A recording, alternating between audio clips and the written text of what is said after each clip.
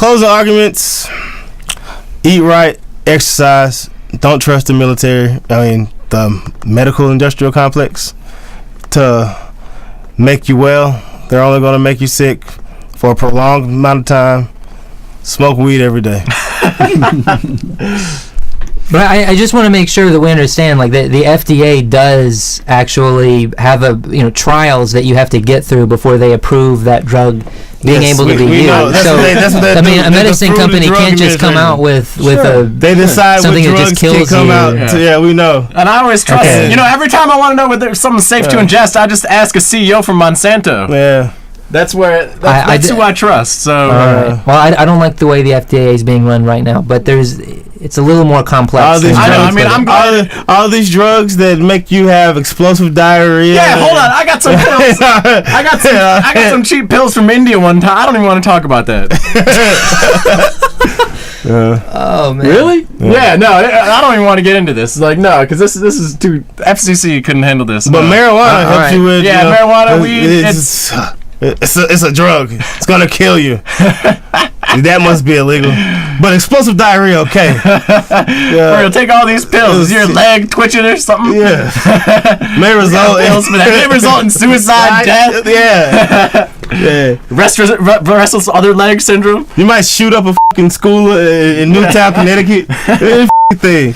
But marijuana now. You might wake up driving.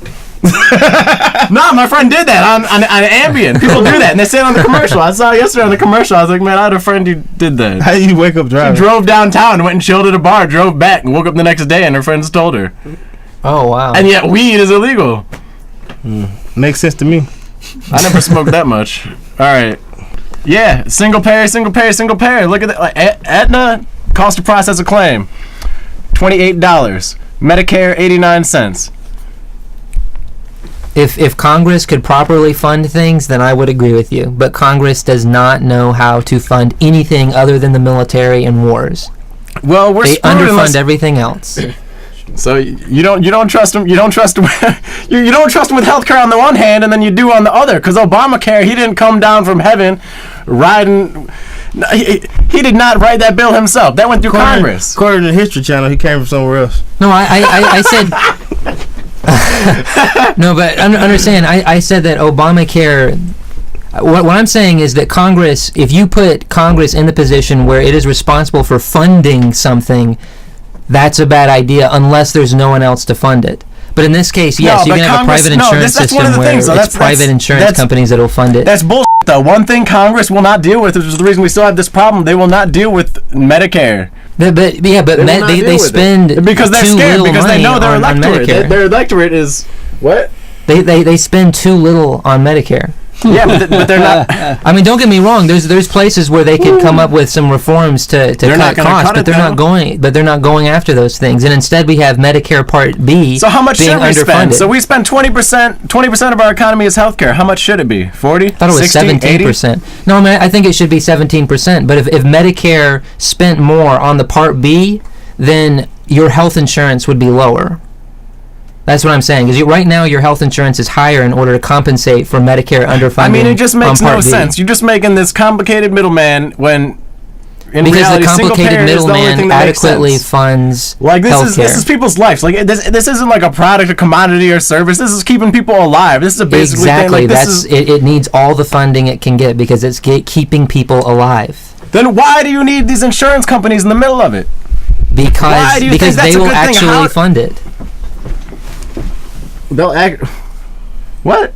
Because they will actually fund what needs to be funded, right? I mean, look at what's going on in Britain. Companies? Look what's going on in Canada, where it's corporate just the government paying for it. We need more corporate jets. We need more private chefs up in the luxury. Real now, Joey.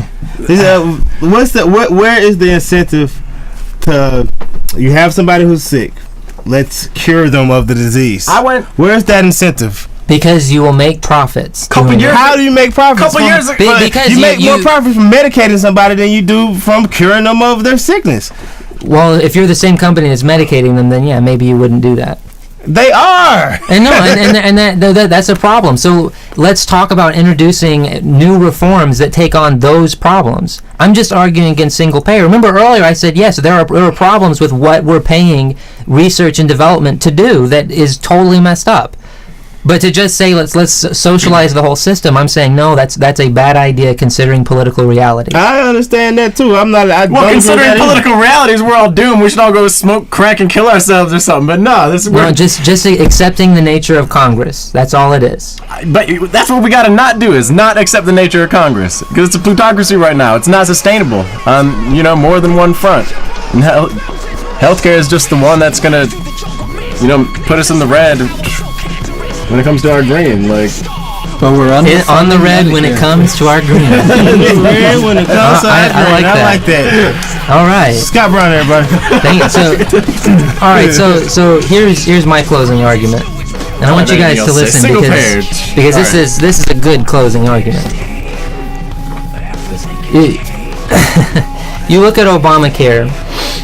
This is a really big step forward. It's not perfect, but it provides us with a smart, expert-driven plan to base our health insurance system on and to make reforms for in the future. We have something that is going to be well-funded, but we also have something we're able to regulate health insurance companies and prevent abuses, and with the powers that the federal government has now been given, they can create new reforms in the future, especially with something Brian was talking about earlier called IPAB. So, I know you guys don't think Obamacare went far enough, but Obamacare was filled with so many reforms it almost did not pass. And if Obamacare had included more reforms, it would have failed, as we saw with many of the things that got dropped at the last minute because senators were getting in the way of it and wouldn't go with so much of it. But now with Obamacare being passed, we see it. I think it will be successful, and if it is successful, it will empower politicians to introduce more reforms in the future, which we do need. There were a few things that Obamacare didn't do. It didn't deal with pharmaceutical prices, which, as we've stated, aren't a tremendous part of the system anyways.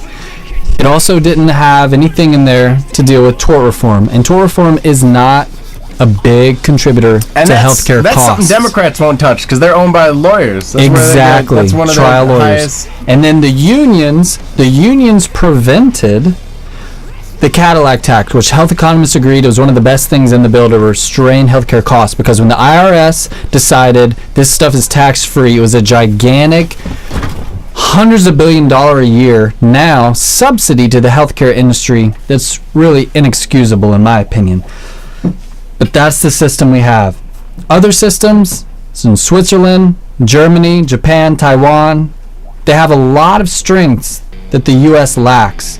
Germany has private healthcare industries and private healthcare industry companies that are much more efficient than the private healthcare companies we have in the United States, and that's because they are regulated to be efficient.